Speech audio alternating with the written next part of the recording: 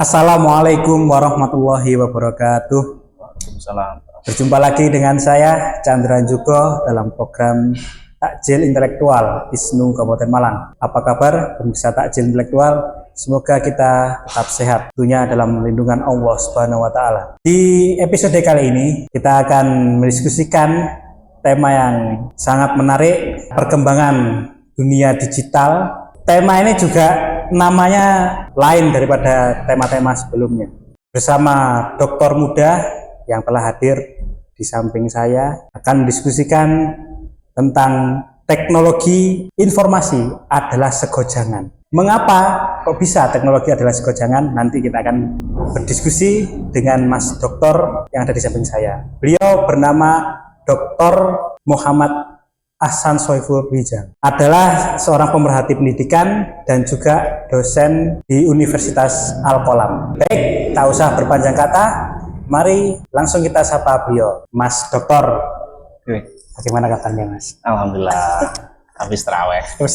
Beliau ini termasuk mentor saya ini. Dulu awal-awal di periode sebelumnya di ISNU, Mas Dr. Ahsan ini yang mengawali menulis banyak artikel di websitenya ISNU. Yang paling saya ingat adalah artikel tentang menuju ISNU Mega Digital. Itu artikel yang sampai saat ini ada di websitenya ISNU Kap Malang. Berkaitan dengan itu masih ada kesinambungan dengan tema kita, teknologi adalah segojangan. Mas Dokter, ya. Apa itu maksudnya? Teknologi adalah segojangan ini. Iya. Baik, terima kasih Mas Chandra atas waktu kesempatan pada kesempatan ini untuk takjil intelektual ini. Jadi materi yang kita bahas ini kan terkait dengan teknologi segojangan ya. Artinya hari ini itu siapapun orangnya, kalau kita lihat dari generasinya, mulai ada sekarang itu generasi alpha, ada generasi strawberry ya. Strawberry ada, generasi strawberry itu generasi yang mohon maaf hidupnya itu sudah in the cloud, sudah hidupnya sudah hidup di langit sudah ya, bahasanya di langit.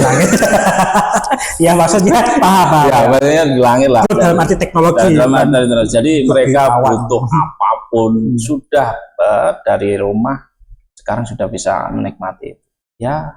Itulah gen hari ini ya, termasuk kenapa teknologi segojangan itu tadi, segojangan itu sudah nggak asing lagi ya. Sudah nggak asing lagi, penggunaannya sudah familiar dan siapapun bisa menggunakan itu. Termasuk yang lagi ngetren sekarang itu adalah ada istilah super cepat. Apapun cepat pasti dicari. Apapun cepat, butuh apapun pasti harus butuh cepat. Tapi di balik itu semua terkait dengan teknologi informasi itu tidak hanya kecepatan ya, tapi di situ ada sebuah kenikmatan yang hilang. Misalnya ketika berbicara speed reading, membaca 500 halaman hanya waktu 5 menit selesai, itu kan nikmatnya di mana? Ya, betul. Lebih jauh dari itu nanti kita akan bahas lebih lanjut. Itu ada yang lebih cepat lagi berarti itu daripada 5 menit tadi. Baik, selanjutnya kalau perkembangan teknologi yang hari ini berkaitan dengan teknologi segojangan, pastinya semakin hari semakin tambah tahun, pastinya perkembangan itu semakin masif. Ya. Yang hari ini up to date apa? Ya, yang up to date TV hilang dalam arti analog. Betul. Nah, semuanya beralih dari analog ke digital. Itulah beralih dari dunia. Itu sederhana itu ya. Sederhana. Terus ya mohon maaf, kita membuka apa? Misalnya mendaftar apa dari rumah? Ya. Membuka dulu ngantri rekening di customer, sekarang dari rumah. Pokoknya semua. Jadi konsepnya teknologi itu gini, segojangan itu kapan saja, di mana saja, dengan siapa saja, oleh siapa saja. Kata kuncinya segojangan di situ. Jadi kalau ada lembaga atau perusahaan yang masih menggunakan pelayanan yang old school, itu berarti perlu direvisi itu. Ya belum ya, istilahnya jangan direvisi terlalu radikal. Ya memang dalam perubahan itu ada perubahan ya, ada perubahan radikal, ada juga yang frontal gitu ya. Jadi memang dalam perkembangannya teknologi informasi itu berawal dari dunia digital itu. Jadi dunia digital itu ada istilahnya ada sebuah transformasi dari teknologi analog menjadi digital. Yang hari ini yang kita rasakan itu, yang TV pakai istilah analog sekarang sudah Ya, menjadi pakai antena. digital. Terus sudah nggak Terus bisa itu. Antenanya harus berganti tuh sekarang, nempel di ya, tembok. nempel. Pokoknya ada alat yang gimana supaya analog berubah ke digital. Terus ada istilah lagi yang mungkin waktu kira-kira 5 tahun yang lalu itu ada istilah IoT, Internet of Things. Internet of Things. Karena saya orang bahasa Indonesia jadi bacanya IoT. Ya. Bukan agak memang kaku, lidahnya masih harus terus jadi sekarang enak ya kalau di mall-mall atau di mana pintu buka sendiri. Ya. Ya, itu contoh sederhana IoT. Ya, paling sederhana, jadi tidak ada bantuan secara langsung fisik dengan manusia. Yang paling sederhana itu pintu buka sendiri, terus ada sensor kamera dan banyak hal. Termasuk di HP, di laptop itu yang pakai Face ID itu juga bagian dari IoT. Bagian dari itu. Terus yang sekarang lagi menarik, lagi booming hari ini, pas zaman kuliah saya nggak ada. Apa itu? Yaitu kecerdasan buatan. Oh, itu ya yang AI itu. AI itu. AI itu. Nah, itu jadi perkembangan komputer untuk berpikir gimana sih sebuah sistem komputer itu berpikir seperti manusia. Dan hari ini itu bisa terjadi. Banyak hal itu. Ya coba jenengan jenengan sering buat desain. Sekarang desainnya dibuatin. Jadi gini. Itu saya pernah lihat itu. ini jujur ya. Saya pengalaman langsung ini. Lah ya, ini saya pribadi belajar desain banyak tahun. Nggak hanya 1-2 tahun, banyak tahun. Nah, sekarang teknologi tadi AI ini tolong buatkan pokoknya ditolong lah. Ada ini jadi logonya bagus banget. Buatkan 5 konsep logo, ya bagus-bagus logonya itu. Jadi ya itu jadi kecerdasan pengembangan komputer itu sudah dirancang seperti berpikir seperti manusia. Jadi kalau kita lihat jenisnya AI itu kan ada AI asisten yang kita berkolaborasi dengan kita, ada yang AI itu yang generator. Jadi kita perintah itu kita bisa membuatkan sesuatu. Tolong buatkan bahkan ada yang keduanya AI asisten dan generator. Itu kan luar biasa ya perkembangan. Itu kan pernah itu. Iseng buat artikel. Ya, disapa dulu mesinnya. Hai, kalau bisa hai Bing atau hai. Bisakah kamu membantuku? Oke, bisa. Kita kayak ngobrol kan itu ya, Pak. Ya, jadi perkembangan kita berbicara dulu terkait dengan kecerdasan buatan itu. Ya mohon maaf, sekarang banyak para mahasiswa itu teman curhatnya yaitu mereka itu dengan AI itu. Karena apa? Ditanya nggak repot jawabnya. Dan ini nggak pernah protes juga. Ya nggak ada. Dan ini menjadi sebuah tantangan juga. AI itu ya bisa kita manfaatkan tentu sebagai sarjana Nahdlatul Ulama ya. Tentu ya kita harus cerdas memanfaatkan teknologi. Apalagi untuk dakwah ya istilahnya. Ini kayaknya urusan AI ini harus ada forum khusus. Ada forum ya, ini kan pemantik lah ya. Kalau segojangan itu kan ya artinya apa yang ada, teknologi yang ada di sekitar kita itu yang sudah kita biasa manfaatkan, yaitu yang kita bicarakan hari ini. Terkait dengan AI itu, saya sering mengikuti open course di berbagai kampus di luar negeri juga. Itu membahas ini sahabat pemirsa takjil ini nakalnya Mas Doker itu ya. Ini masih ada info dalam ini, orang dalam ini. Gimana gini? AI. Jadi terkait dengan AI itu, saya kan ada istilah di sebuah open resource education dan open education. Jadi di dunia maya itu banyak hal yang kita bisa akses. Dan saya menemukan di beberapa bulan yang lalu di Australia belajar tentang AI itu ternyata begini. AI itu kalau kita punya pondasi pikirnya bagus, maka hasilnya juga akan bagus pula. Tapi kalau kita hanya mendasar saja, ya hasilnya mendasar, biasa-biasa saja. Jadi pada akhirnya banyak hari ini kasus itu, ya ini terutama saya mengajar mahasiswa. Ya mahasiswa dalam tanda kutip ngakali saya sudah 5 langkah. Karena saya ikut pelatihan tingkat internasional dulu ya. Jadi caranya menggunakan dan antisipasinya sudah tahu. Jadi ya waktu itu karena di zaman kuliah saya tidak ada, jadi itu gimana ya Mas Dokter? Nanti bocoran loh ya nanti jangan sekarang, itu itu panjang itu, panjang terkait dengan AI. Nanti Nanti ada forum-forum ada khusus dari forum bahas ya, AI. ya. Baik. Jadi paling tidak ada tadi itu ya perkembangannya mulai dari perkembangan dari analog ke digital, terus ada Internet of Things juga sekarang yang lagi ngetren dan digandrungi oleh siapapun. Ya. Dan ini termasuk apa? Termasuk nanti ada mungkin tantangan-tantangan nanti. Tapi kita lanjut dulu lah. Sebentar, tadi ada yang keselip satu. AI tentang dakwah itu gimana? Ya, jadi AI tentang dakwah. Jadi begini. Sumber resource-nya Nahdlatul Ulama itu dan tapi kan kalau kita lihat rating websitenya misalkan. Kalau kita tidak embel-embelnya misalkan NU gitu, di belakangnya ya. Nah, tidak muncul ya? Tidak muncul. Jadi yang ke generate itu bukan NU. Jadi generate itu ya dia membahas mengenerate seluruh apa saja. Nah, itu kalau nggak punya modal dasar yang modal dalam arti pikiran mendasar terkait dengan konsep misalkan tentang bertanya tentang misalkan tentang hukum apa, itu yang muncul ya akan sembarangan karena yang di generate ya semua. Ya itu makanya nanti ada prompt namanya. Ada prompt itu yang harus dikuasai. Kita misal prompt buatkan teks khutbah, kita khutbahnya khutbahnya ya menurut siapa saja boleh karena generate itu tadi. Generate itu kan ya wis akarepe. Tergantung kita itu prompt-nya jelas apa tidak. Nah, untuk prompt itu ya memang harus belajar khusus. Biasanya kalau kayaknya ada trik khusus itu. Ada, boleh saya sampaikan sedikit saja. Jadi trik khusus untuk prompt itu kita harus memperkenalkan diri kepada sistem itu. Bahkan harus menyebutkan nama lengkap sampai pada kepakaran kita, Pak. Sampai seperti itu ya. Jadi kepakaran kita seperti apa? Misalkan Mas Chandra misal jurnalis jurnalis atau grafis.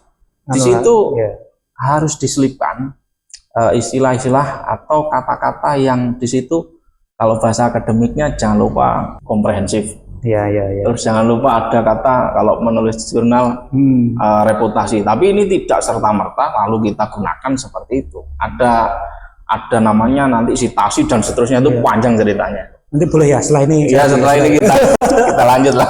Ya memang menarik hari ini itu menarik karena dimanapun di perkuliahan atau dimanapun semua akan menggunakan. Belum kita lanjut ke pembahasan selanjutnya. Posisi NU itu sekarang terhadap perkembangan yang hari ini itu bagaimana? Ya sangat bagus. Jadi ya termasuk kita hari ini merespon itu tadi, merespon perkembangan yang hari ini memang harus kita sampaikan.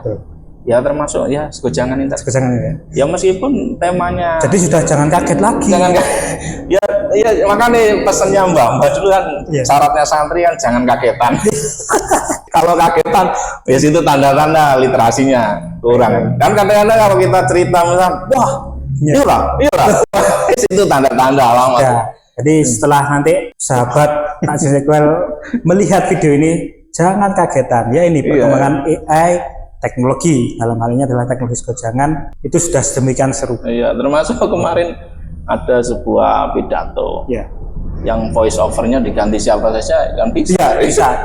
Kalau nggak cermat ya kacau. Jadi produk apapun yang sudah di dunia maya akan mengalami sebuah atraksi dan itu kita tidak bisa menginterpretasikan hanya serta-merta, tidak melihat secara komprehensif. Dan tadi merujuk pembahasan sebelumnya itu kita harus mengenalkan dulu kepakaran kita. Artinya secara tidak langsung itu mempublikasi secara langsung data kita ke ranah publik. Dan itu nanti setelah ini kita akan membahas itu terkait keamanan bagaimana itu. Kita sudah sebelum itu manfaatnya teknologi segojangan itu apa? Manfaat teknologi itu sebenarnya sangat banyak. Cuma saya ingin menyampaikan yang paling enak, yang paling simpel dan yang paling mudah. Jadi paling tidak ada istilah efisien. Ayo sekarang misalkan nulis berita dicetak di Darno kesesuaian. Sekarang ini langsung buka itu selesai. Itu yang paling efisiennya di situ. Jadi meningkatkan efisien dalam konteks operasional dan produktivitas. Jadi Ya itu tadi konsepnya adalah kapan saja, everywhere, anywhere, dan everywhere lah pokoknya. Berarti kita di sini termasuk, Ya, termasuk. sudah praktek efisien dalam penggunaan Iya, teknologi. iya. Ya coba apa kalau kita tidak menggunakan bantuan teknologi kan repot. Iya. Mau pakai pemancar analog kan Masih harus dicuci dulu. harus ya. Gambar apa kayak gini dicuci dulu, lama itu nanti. Ya. Terus yang kedua ada manfaat yang perlu apa teman-teman ya meresapi lah. Saya bukan menggurui, bukan. Tapi yang saya rasakan itu adanya konektivitas. Ya, Ayo, betul. sekarang data kita terhubung dengan mana? Yang hari ini ada namanya di Indonesia itu satu data. Oh ya. Sudah kenal ya? Satu sudah, data. Nah, itu mau mengarah ke sana itu. Ya, Jadi betul. NIC kita itu bisa interconnect dan multi connect kemana-mana. Sekarang Bahkan- yang Iya, yang NPWP Iya itu. pakai NIK. Iya. Bahkan nanti apa NISN atau Iya. apa pakai itu. Itu salah satu ya apa ya? Itu di satu sisi ya agak ini juga ya, Ya bahaya. itu nanti Nanti ya. nanti ya paling tidak kita Iya. ngerti, tapi yang paling tidak kita berbicara manfaatnya. Itu masih urusan apa satu data yang Satu data, di ah, negara kita, kita. NIK.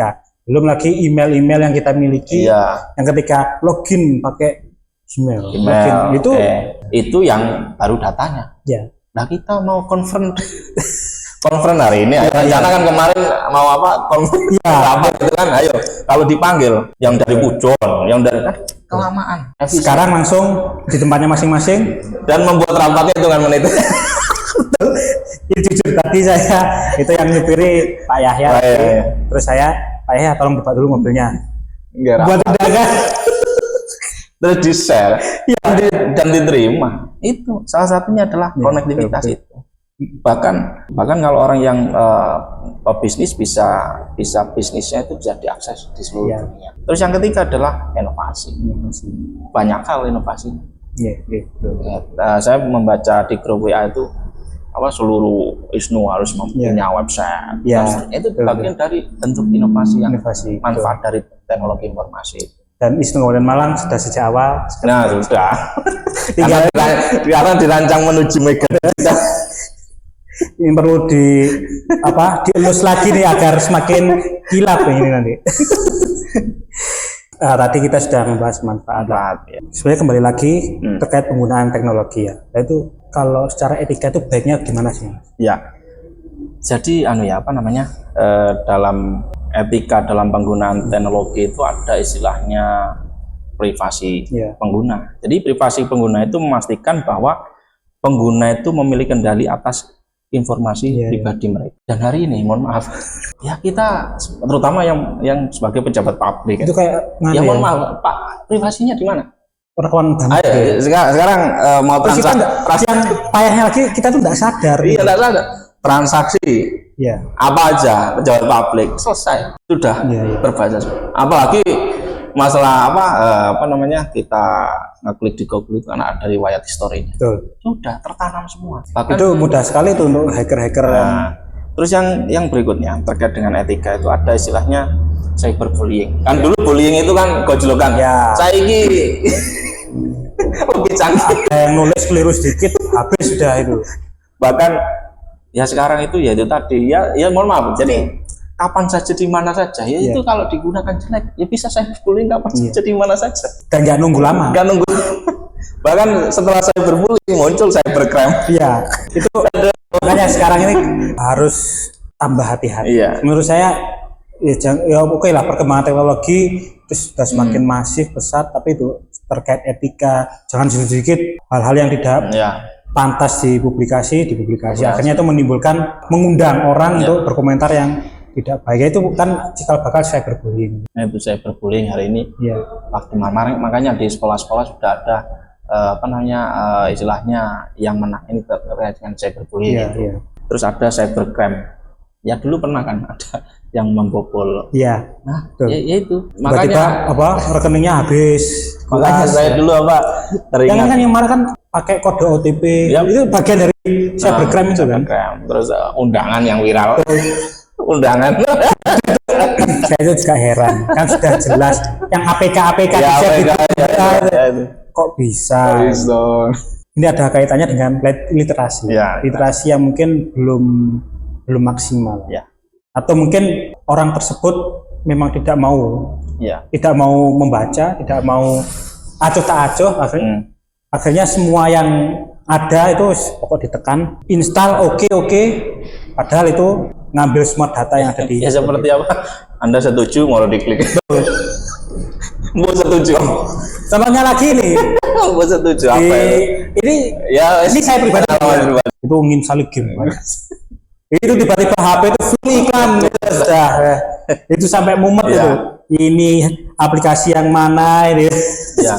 Jadi pada taraf ini Mas Andra, sebenarnya kalau kita lihat data kan HP gawai yang ada di Indonesia jumlahnya 3 kali lipat dari jumlah penduduknya. Artinya begini, kita lihat dari penggunaan internet di Indonesia tinggi.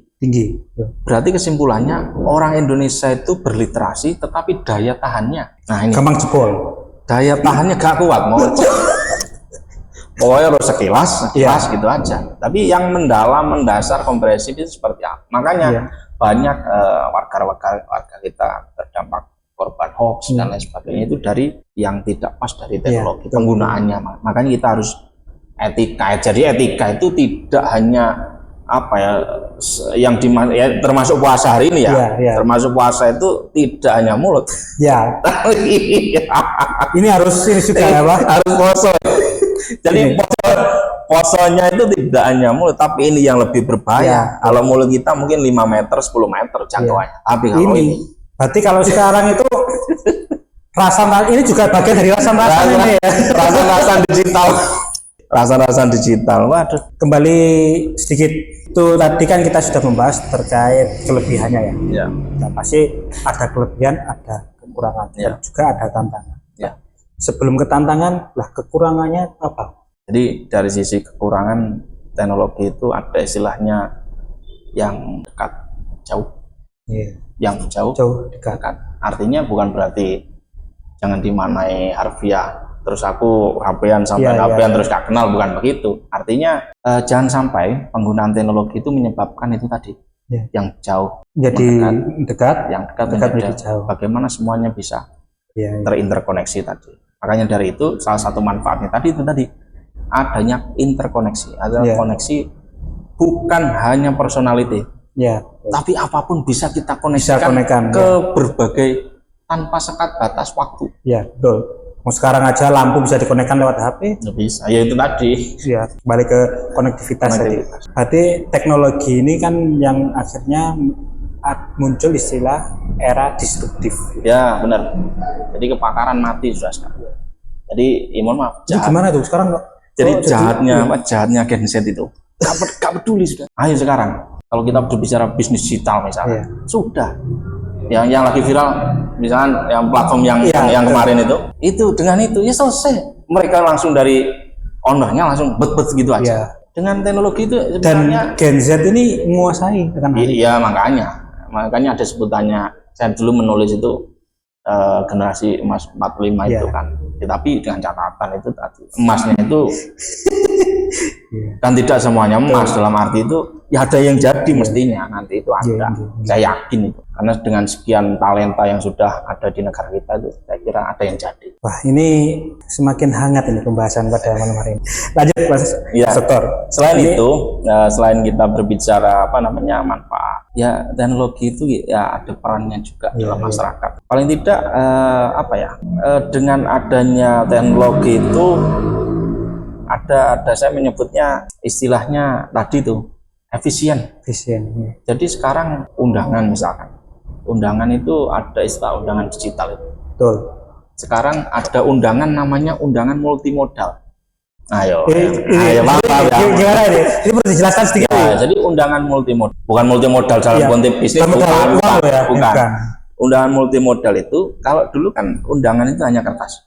Sekarang ada videonya, ada suaranya. Itulah yang dimaksud dengan undangan multimodal. Kalau dalam disiplin ilmu saya itu namanya multimodal. Jadi kalau dalam pembelajaran itu ada media multimodal. Kalau dulu audio, ada visual, sekarang lengkap di dalamnya. Termasuk yang undangan itu tadi. Jadi undangan sudah nggak hanya kita nge-share PDF tapi sudah ada backsoundnya ada videonya. ornamen bergerak. Nah itu. Terus kemudian dari sekian banyak tadi yang kita bahas, Ya. awal-awal dewe kita ini sebagai sarjana generasi muda, bagaimana ini Gus? Kita sebagai sarjana loh ya, konteks sarjana, ya kita harus integrasi penuh, jangan nanggung. Integrasi penuh itu artinya apa? Kita harus meningkatkan integrasi kita dengan teknologi. Karena apa? Serba aneka kehidupan kita, ya serba aneka kehidupan teknologi juga. Maka sarjana ya mau tidak mau harus terus memperdalam, ya tadi meningkatkan literasi dalam dunia teknologi. Kalau saya merekomendasikan itu saja, sebenarnya banyak rekomendasinya, tapi yang saya rekomendasikan kepada sarjana Nahdlatul Ulama, kepada kader-kader Nahdlatul Ulama, hidupnya harus integrasi dengan teknologi. Hidupnya harus integrasi dengan teknologi. Karena apa? Nyun sewu, dengan konsep kita kapan saja, di mana saja, dengan siapa saja. Kalau sudah kita mengintegrasikan, ditambahi satu. Apa itu? Kapan saja, di mana saja, dengan Kiai NU. Integrasinya itu maksudnya begitu. Bukan liar dalam tanda kutip. Betul. Misalkan kita sebagai santri, ya mohon maaf, sekarang kiai kita ngaji di mana-mana. Ya mohon maaf, ya kan kita nggak mungkin akan ikut. Nah itu maksudnya ini untuk konteks ini loh ya, konteks. Karena santri kita nanti, jangan sampai kita sebagai guru menjadi masa lalu mereka. Ayo, lah berat lah. Iya, betul. Makanya sebagai sarjana kita harus integrasi penuh. Karena apa yang kita kalau dawuhnya Imam Ghazali ketika kita merencanakan anak itu kan harus diproses 25 tahun sebelumnya. Artinya ancang-ancangnya itu mulai dari kita masih muda sampai menikah. Ini mau jadi apa ini yang siapa? Makanya saya pesan kepada mahasiswa saya, nanti ketika di kelas jangan sampai kamu menjadi masa lalu mereka dalam konteks pengetahuannya. Ya kalau kita nggak integrasi penuh dengan teknologi, ayo. Ya kan digilas oleh kecanggihan teknologi. Kita ngomong, mereka sudah hilang. Apalagi yang kita ajar nanti ini generasinya strawberry, kita kan Gen Z. Generasi kita di atas kita dan itu lebih gila lagi. Jadi apa yang belum kita ketahui, mereka sudah lewat. 10 langkah hidup. Lebih cepat. Tadi kembali super cepat. Untuk rekomendasi saya kepada seluruh kader-kader Nahdlatul Ulama, harus hidupnya integrasi dengan teknologi. Artinya segala sektor, karena itu tadi fleksibilitas, konektivitas, efisien. Ya kalau nggak begitu, kita digitukan. Disruption itu ya itu tadi gak pandang siapa sih. Oleh karena itu pentingnya ini teknologi adalah segojangan. Jadi kita jangan kagetan. Dan ini poin menarik pada episode kali ini adalah hidup kita harus diintegrasikan dengan teknologi. Itulah kesimpulan pada program Takjil Intelektual pada episode kali ini.